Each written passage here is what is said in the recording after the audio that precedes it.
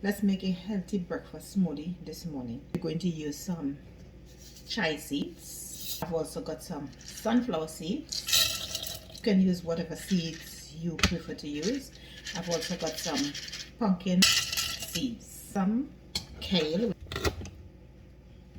and we're going to just stuff that in there. I've also got a little piece of ginger, banana,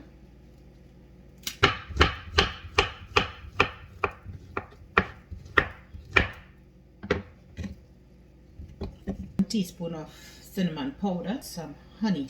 You can use the honey of your choice, just a touch. Glass of almond milk. Add a couple of ice cubes. You don't have to, this is optional, but I like mine nice and chill.